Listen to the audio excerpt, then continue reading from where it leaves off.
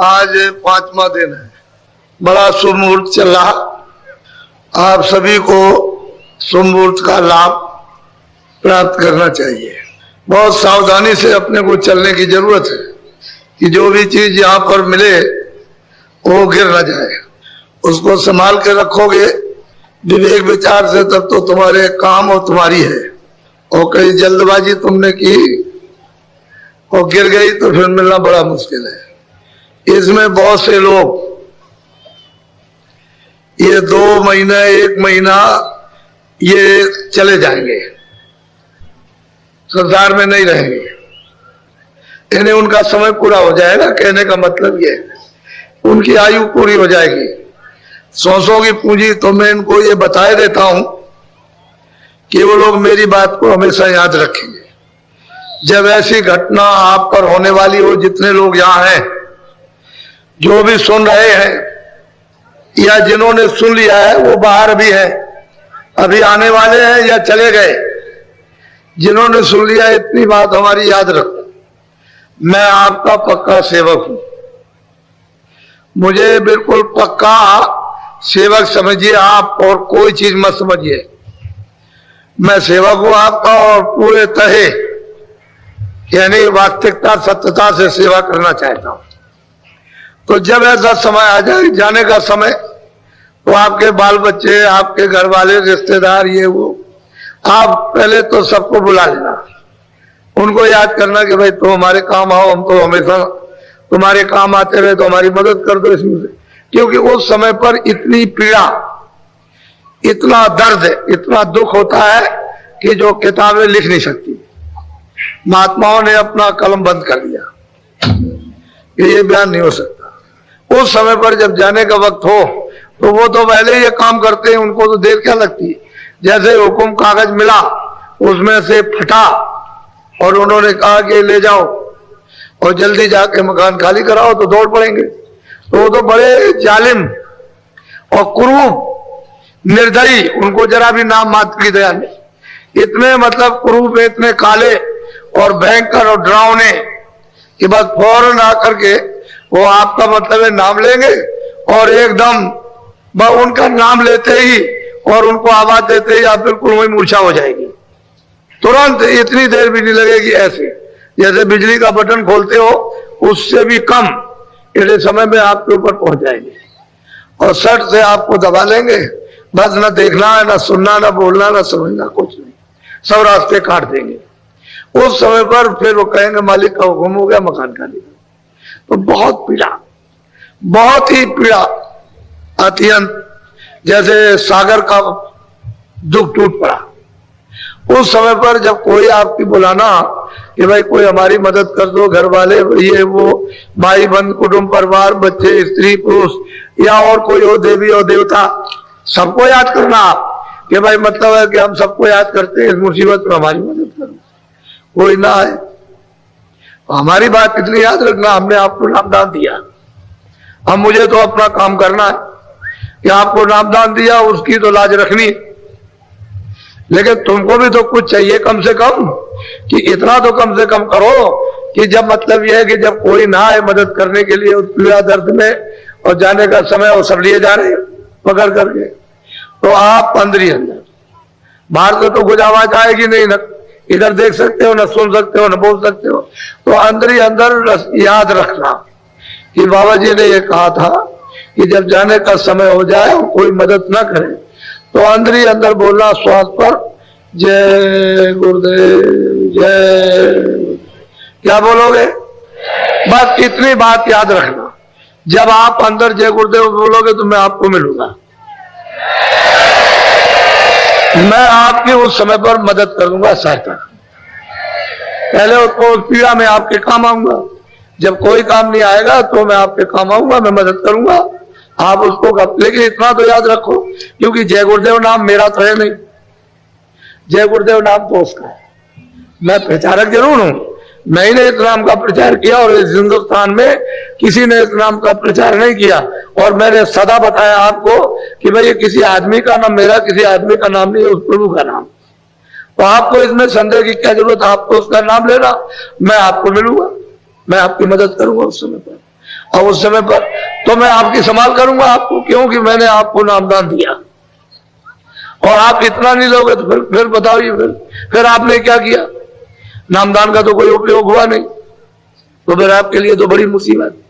तो ऐसा क्यों नहीं, याद रखो।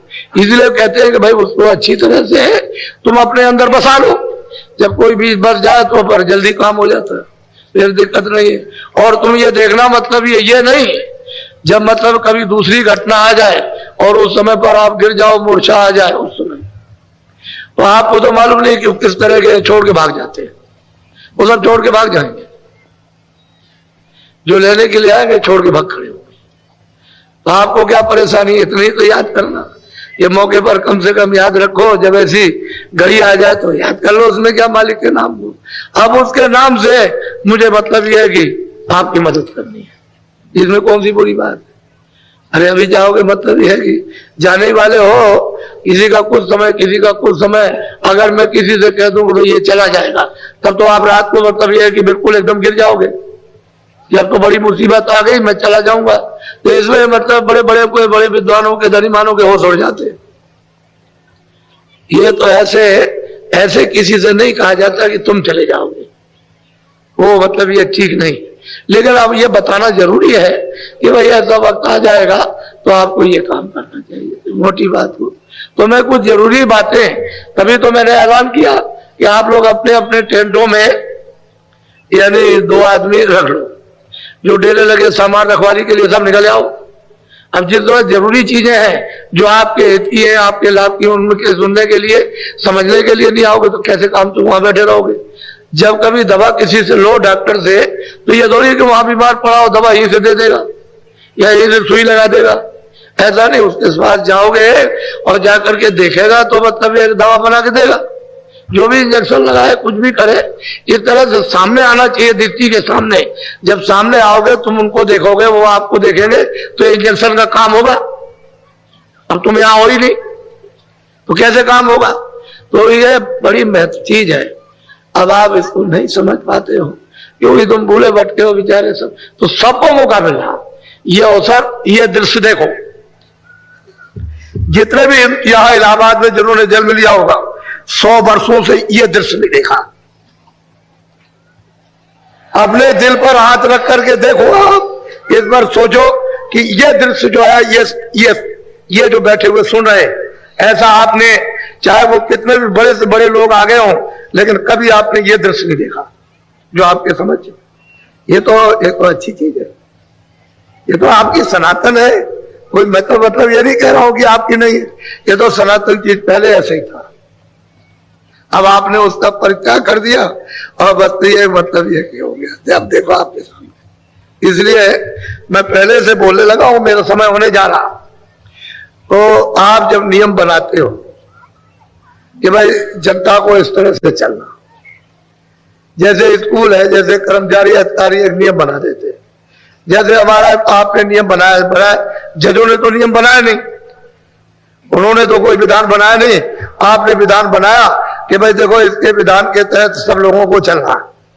और उस पर मतलब है कि सबका हस्ताक्षर हो गया, बड़े बड़े लोगों का, जिनको आपने जिम्मेदारी दी है कि भाई आप देख करके इसको देख लीजिए, इस पर दस्तखत करना है, तो सारे देश में मान्य हो जाएगा। तो जब आपने विधान बना दिया तो आपको उस विधान का पालन करना चाहिए। जैसे आपको सुप्रीम कोर्ट या मतलब यह है कि आपके हाई कोर्ट या आपके मतलब यह है कि डिस्ट्रिक्ट कोर्ट जो आपके हैं, उनमें मतलब यह है कि आप मान सम्मान, इज्जत, ये तो होनी चाहिए। जब आप उसको करोगे तो आपको लोग करेंगे, ये तो होना चाहिए। नहीं तो फिर मतलब है कानून कायदा और मतलब है कि मान सम्मान और फिर से एक दूसरे की सेवा का तो कुछ नहीं रहेगा। तो सब लोगों को अपनी अपनी जिम्मेदारी यानी पकड़ लेना चाहिए, ठीक हो जाए। जो ढांचा बिगड़ गया है वो ठीक हो जाएगा, लेकिन यह है कि थोड़ा सा विचार करोगे तो सहूलियत हो जाएगी, आसान हो जाएगा। और विचार नहीं करोगे, अब आपको इतना ढंढोरा पीटा जा रहा कि आप मतलब त्रिवेणी संगम पर पहुंचिए, आपको अमूल्य चीज मिलेगी, तो आपको वो आना चाहिए था। थोड़ा सा काम छोड़ दो, क्या तुम काम करोगे और क्या उससे सिद्ध हो गया, क्या आपको मिला है? थोड़ा सा रुक करके कम से कम तुम्हारी आत्मा का तो कल्याण हो, उसके लिए तो कुछ कम से कम टटोलो कि भाई हमको कोई कुछ मिल जाए हमको। आत्म कल्याण के लिए कुछ धन कुछ रास्ता हमको मिले जो हम इसकी बचत कर सके, तो भी कुछ नहीं। इससे ये पता चलता है कि तुम्हारे ऊपर में यानी कुकर्मों का अंबार लदा हुआ, तुम्हारी बुद्धि साथ नहीं देती, न चित्त साथ देता, न मन साथ देता, न इंद्रिय साथ देती है, तो फिर तो खंदक में चले जाओगे आप, फिर बचोगे कैसे? तो सब जगह पर अगर हम लोग वास्तव में उस नियम का पालन करें तो सब व्यवस्था ठीक है। अब इतने आदमी आएंगे, अब इनको अगर ये शिक्षा न दे तो बताइए फिर हम क्या है, हम क्या कर सकते हैं? तो शिक्षा इनको जब अच्छी मिलेगी तभी तो ऐसा होगा। इसलिए सब चीजें बहुत गंभीरता से अपने को सोचना है, विचार करना, और फिर उसका थोड़ा बहुत आप इस्तेमाल करो, यानी व्यवहार में लाओ तो फिर ठीक हो जाए सब। आज देश के अंदर में चारों तरफ मतलब है कोहराम मचा हुआ है, घर से लेकर के बाहर तक, अपनी स्त्री से लेकर बच्चों से लेकर पति पत्नी से लेकर के अड़ोस पड़ोस में भाई बंधुओं से लेकर के तूफान मचा। अब इसके लिए सुधार के लिए तो आपका जनजीवन तो बिल्कुल अस्त व्यस्त हो गया और शांति का कोई नाम निशान नहीं। क्या होगा क्या नहीं, क्या होगा क्या नहीं होगा? अरे भाई धीरे से रास्ता ढूंढ लो, कहीं ना कहीं रास्ता मिल ही जाएगा, और फिर उस तरह से चल पड़ोगे तो जीवन का क्या पलटा खा जाएगा। इसी जीवन को बदल देते, घड़ियों में बदलो, दिन में बदलो, महीने में, वर्ष में बदलो, बदल जाएगा। तो आप हमको देखिए, हम दिन भर लगे रहते हैं इनके, हर बात इनकी सुनते हैं। ये पूछिए आप जितने आदमी आए हुए इनसे पूछिए कि बाबा जी आपसे मिले तो सब आपको बताएंगे कि बाबा जी सबसे मिलते, तुमसे कोई छुआछूत करते हैं, तुमको अमीर गरीब समझते हैं, आप खुद देखो कि बाबा जी किसी को अमीर किसी को गरीब या किसी को भेदभाव रखते हो, हमारे यहाँ तो कभी ना हुआ ना होगा। ये देखिए, तो आपको ये सब चीजें अनुभव में उतारनी चाहिए। वैसे मैं भी आपकी तरह से एक हार मात में रहने वाला एक मनुष्य हूं, जैसे आप थक जाते हो वैसे मैं भी थकता हूँ, इतनी मेहनत करते हो, ये सब पैर सूझ गए, लेकिन उसके बावजूद भी हम मतलब ये बराबर लगे हुए काम, यानी हमारे पैर सूझ गए। आप देखो इतनी मतलब मार पड़ती है तो ऐसे ऐसे करके मारा जाएगा तो मर जाएगा, खत्म हो जाएगा, ये हालत रहती है। कोई ऐसे नोचना, यानी ऐसे नोचता है ऐसे करके, तो एक तरह से तो नाखून लगे हुए खून निकल जाता है, धोती खराब हो जाती है। तो अब यह है कि सेवा तो सेवा ही है, सेवा में तो सब कष्ट उठाया जाता है। एक तो ये भौतिक, ये शरीर जिसमें जीवात्मा रहती रो रही, मन है बुद्धि है चित्त है ये दुखी, ये फिर आत्मा बिचारी विलाप कर रही कि हमको तो कोई रास्ता मनुष्य शरीर पा करके दिया नहीं, और हम कमजोर हैं, हम शक्तिहीन हो गए, हम कुछ कर नहीं सकते हैं इस मन और बुद्धि चित्त और इंद्रियों के जाल में, तो हमको कोई सहारा मिला तो कुछ हो, इसको कोई सहारा मिलता नहीं, और आप कोई सहारा देते नहीं हो। तो ये बात है। तो आपसे ये निवेदन प्रार्थना अपील की गई कि आप एक दो दिन कम से कम आकर के इलाहाबाद वासी, नहीं तो ये चिरतार चर्चा रहेगी, ये तो ऐसी नहीं कि लोप हो जाएगी, ये तो बराबर रहेगी। हम तो ऐसा कहीं और जगह भी जंगल में लगा देंगे, हमारे लिए क्या, हमारे लिए तो बहुत सुलभ है। इसलिए आप लोग सब इसका उपयोग फायदा उठाओ सबके। अब हमारा समय हो गया, एक पहले प्रार्थना कर लूँ, क्योंकि ये देश तो आपका है नहीं, जो आपका देश है उसको तो आप छोड़ चुके हो। आपके देश में जहां से आए हो, जो आपका देश है, जो सुख का और जो सागर का, उसमें तो ये सूरज गर्मी वाला है, न ये जाड़े वाली रात है, न ये दिन और न रात है अंधेरे की, न ये दफ्तर है न दुकानें, न कोई मजबूत करता है और न किसी को कोई धोखा देता है, ये शरीर ही नहीं पंचभौतिक। ऐसा तुम्हारा निर्मल अखंड अमृत का महासागर, उसको छोड़कर के प्रदेश में, अब ये बताइए कि वो अमृत पीते थे तो यह मिट्टी भी नहीं मिल रही, कैसे आप संतुष्ट होंगे और कैसे आपको आनंद यहां मिल जाएगा? तो ये खुश्क जमीन में, ये सब खुश्क जमीन है, इसमें कहीं नाम निशान को नहीं, बस उसकी वो ठंडक है, वो धार टुकी हुई है, उसकी ठंडक आ रही है, बस उतना ही क्षणिक इंद्रियों के द्वारा आपको आनंद का अनुभव महसूस होता है। आनंद नहीं है, हम बिल्कुल चिल्ला रहे कि आनंद नहीं है, ठंडक आ रही है, तो उसी को आनंद आप समझते हो। आनंद यहाँ कहां से आया? और इतने दिन हो गए दौड़ते दौड़ते, तो मतलब थक गए, अब कुछ नहीं, अब अंदर चलने लगे, पहले तो बाहर थे अब अंदर, तो अंदर में तो आप थक गए, तो कुछ नहीं होगा। तो एक प्रार्थना करो, सतगुरु सतनाम मैं कोला को प्रणाम। बच्चे और बच्चियों, जो भी ऋषि मुनि योगी अवतारी शक्तियां पीर पैगंबर जो भी आए, उन्होंने सबने आगे मुर्शिद को गुरु को रखा। एक कदम भी बगैर गुरु के नहीं चल सके, बगैर मुर्शिद के नहीं जा। जब उनका ये इतिहास है तो आप क्यों उसको छोड़ते हो?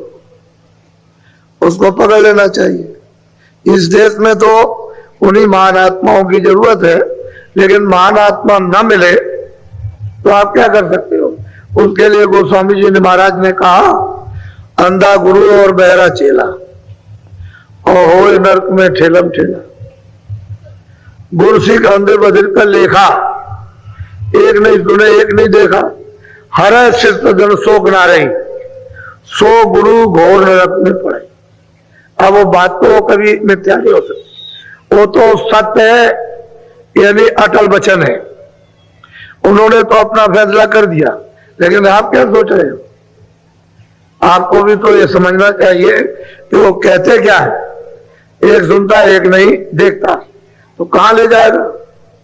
और फिर यह है कि जो उसने अपने सिर पर पाप दोनों में लाद लिया, गुरु भी बन गया वो भी लादे, और शिष्य बन गया वो भी, तो एक दूसरे का हरण नहीं हो सकता, तो कहां जाएगा? इसलिए सबने आगे कदम आगे रखा है गुरु। और संतों महापुरुषों के पास तो गुरु की महिमा ही है। वो तो बगैर गुरु के किसी को मानते ही नहीं है। वो तो यहां जमीन पर गुरु ही मानेंगे और बाकी सबकी पूजा करते हैं, सबकी आराधना करते हैं और सबसे मिलते हैं। लेकिन सर्वा प्रधान वो गुरु, जो यहां से वहां आता और जाता है, उसी में जिसकी आंख है, जिसके कान है, और जो उसको प्राप्त कर चुका, जो उसके पास आता जाता, उसी का नाम गुरु। वो हार्ड बात नहीं होता, वो नूर का प्रकाश का खजाना है। वो हार्ड बात नहीं है कि जैसे समझते हो कोई दाढ़ी वाला होगा, कोई कपड़े वाला हो, नहीं, ये सब कुछ नहीं। वो तो नूर का खजाना। वो तो एक पोल होता है कि अगर वो किसी दूसरे पोल पर आ जाए तो आप कहोगे भूत आ गया, तो जिसमें आप हो उसी पंच भौतिक शरीर में आता हो पोल पर, तो जला हुआ, वो तो बल्ब जल रहा, उसका तो बुझा नहीं है। उसकी आंख भी है, उसके कान भी, सब कुछ है उसके पास। ऐसा अगर मिल जाएगा तब तो बाहर आपको उतार लेगा और आपको रास्ता दिखा देगा। बाहर भी उतारेगा, रास्ता भी बताएगा, और फिर आंख भी खोलेगा, कान भी खोलेगा, और फिर उसको पकड़ाएगा और चढ़ाएगा भी, सब मदद करेगा। लेकिन अब यह है कि जो लिखा हुआ उसी को आप नहीं समझ सकते हो, उसी की खोज नहीं कर सकते हो, तो बाकी जो चढ़ाई में जो उन्होंने उधर जाकर के देखा वो आपको कैसे मालूम होगा? कुछ करोगे तो जिन लोगों ने किया, महापुरुषों के निकट रह करके और उनको सब कुछ समझा, तो उनकी कृपा और दया होगी, उनको मिला। इसलिए आप लोग कोई शंका कभी मत, जो सत्य है वो सत्य है, उसमें कुछ हेर फेर नहीं होता। हम आपको वो सत्संग इन 10 दिनों में दे देंगे कि आपका मतलब है कि मस्तक खुल जाएगा, बुद्धि का उपयोग हो जाएगा। इसे और इसकी छानबीन अच्छी तरह से करो कि सब जीवों के हित में है कि किसी विशेष के, सब जीवों, जितने भी मानव शरीर में, ये इंसानी जिस्म में जितने भी रूहे जीवात्मा सबके लिए, इसी एक के लिए नहीं। तो ये नहीं कोई कह सकता है कि भाई मेरे साथ कोई भेदभाव और घृणा का कुछ अंश रखा, घृणा का या कोई अंश, उससे कुछ नहीं। जैसे जब नहाने जाते हो आप, तो वो थोड़ी कहता है कि तुम बड़े पापी हो चला लो। ऐसे ही महात्माओं के यहाँ महापुरुष जाते हो कुछ नहीं कहते, वो तो समुद्र के समान है, कोई ना हो। लेकिन तुम नहा करके अपना धोतो डालो कम से कम, वो धोते नहीं होते। इसलिए आप एक एक बात को आप अच्छी तरह से परखो, सुनो और समझने की कोशिश करो, और फिर जब थोड़ी बहुत समझ में आ जाए तो फिर कहो कि हम चलना चाहते हैं तो चलो। जैसे ही आपकी रुचि बनी, इच्छा हुई कि अब मैं चलना चाहता हूं अब उधर को, तो बस जल्दी साथ सामान तैयार हो जाएगा, क्योंकि तो साथ सामान क्योंकि जिस सामान को आप लाए थे आए थे तो छोड़ दिया उसको, ये बेकार पकड़ लिए। अब बेकार गए और साथ सामान आपके हाथ में आए, बस चल पड़े आप, वो तो सब पकड़ा दिया जाएगा। नहीं अभी पकड़ाया जाए तो सब छोड़ दोगे, उसको तो मतलब गिरा दोगे, कैसे होगा। अच्छा बोलो, जरा सत्संग सुनो आप। सूरत पूछे एक बाता, स्वामी देव वेद विख्याता। कहते कि स्वामी, वो यहाँ पूछती है सूरत स्वामी से, महापुरुषों से कि हे स्वामी हमको जरा सब चीज का तो भेद बताइए। यानी भाई ये रचना जो हुई इसमें जो चीज फंस गए आकर के, तो ये भी हमको बता दीजिए, और इससे अलग है वो भी जरा खुलासा कर दीजिए तो समझ में सब किया जाएगा। बोलो। तब स्वामी ने वचन सुनाया, मार्ग कायो वेद लखाया। सूरज को उत्तर दिया कि देख सूरज, मैं अब रास्ते का भेद देता हूं, रास्ता बताता हूं, और उस पर तू चल, कम से कम जब पूछा है तो मैं सब खुले देता हूं, तुझे समझा देता हूं। जब तेरी इच्छा जानने की हो गई तो सब बताऊंगा उसे। तो सब मार्ग का सब भेद, उसको खुलासा उन्होंने किया। भाई इस रास्ते से तू आई है और ये रास्ता चलने का, चल। सही बात तो यह है कि सूरत पहुंच गई, तब ये स्वामी से प्रश्न कर रही है। इसलिए कर रही है कि स्वामी हम, हमारे ऊपर तो कृपा हो ही गई, लेकिन और जो अनेक जो सूरतें हैं जो यहाँ फंसी पड़ी हुई है उनके लिए क्या, वो कैसे जानेंगे, कैसे प्राप्त करेंगे आगे। आप तो चले जाएंगे तो कैसे मालूम होगा, पीछे क्या प्रमाण रहेगा आपका। तो वो सब खुलासा मार्ग का सब धीरे से उसको वेद बता रहे। बोलो। 5 नाम का सुमिरन करो, श्याम से तमें सूरत। अब उन्होंने कहा कि देख सूरत 5 नाम का सुमिरन, और श्याम के अंदर में जो सूरत, जो जीवात्मा जो दोनों आंखों के मध्य में बैठी है, कहते हैं कि यही ये दरवाजा है। तू जरा सा अपनी आंख उघाड़ कर, यानी सामने ऊपर की तरफ देख तो तुझे द्वार मिल जाएगा। द्वार कहते हैं कि गेट, दरवाजा, उसको द्वार कहते हैं। ये वो मिल जाएगा तो कहते हैं भाई श्याम, और श्वेत बीच में सफेदी है, चारों तरफ श्याम है।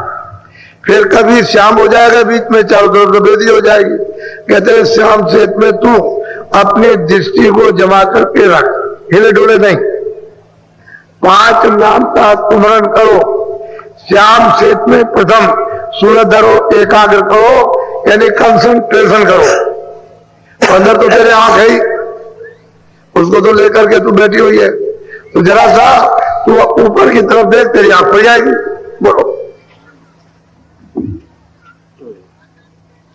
प्रथम सुनो गगन में बाजा, घंटा शंख छाती। अब महापुरुष कहते हैं सूरत से कि देख, जैसे ही तू मैं श्याम तेज में अपनी सूरत को जोड़ा, और जैसे ही तेरे सामने वो सूरत आई तो कहते हैं गगन में बाजा सुनाई देगा, गाने सुनाई देंगे, बाजे सुनाई देंगे। अद्भुत ऐसे बाजे और गाने यहाँ कहीं है नहीं, क्योंकि स्वर्ग और बैकुंठ में तो सदा गाना होता रहता है। वहां तो बीड़ा हमेशा बजता रहता है, नृत्य होता रहता है। वहां तो इस तरह का नहीं, तो कहते हैं गगन में, आकाश में। उधर तो ये देव शरीर तो उधर ही है, उस तरफ में इसकी जमीन है, तो वहां तो ये गाने को तो प्रथम जब श्याम खेत में तो अपनी दृष्टि को एकाग्र करेगी तो पहले ही शुरू में गगन में बाजे सुनाई देंगे। कहते हो बाजे कैसे, वो बता रहे किस तरह के सुनाई देंगे। बोलो। सहस कमल दल ज्योति लखाई, बांकनाल में जाई समाई। कहते हैं कि शहद दल कमल वो स्थान है जिस पर निरंजन भगवान ईश्वर बैठे हुए। कहते हैं कि सामने जब वो गगन में बाजे जब सुनाई देंगे और बाजे को तू पकड़ लेगी तो वो घंटा संग बज रहा साफ बिल्कुल, स्पष्ट सुनाई देता है, कोई इधर नहीं, और तीनों लोगों में बज रहा है। इसलिए तो इसमें तो बहुत से लोग बैठे जो गंदा सब सुनते रहते, लेकिन अब वो आपसे कुछ नहीं कह सकते, क्योंकि आप हो जाएगा। अभी कुछ नहीं कह सकते, जब तक साधक है तब तक वो कुछ नहीं बताएंगे, सिद्ध हो जाएगा तो कुछ भी कह देंगे, फिर वो बंद नहीं होगा। तो साधक में तो बंद हो जाएगा, लेकिन सिद्धि में बंद नहीं होगा, फिर बंद नहीं होता। इसलिए साधक है, अगर इन्होंने किसी से कुछ कह दिया तो बंद कर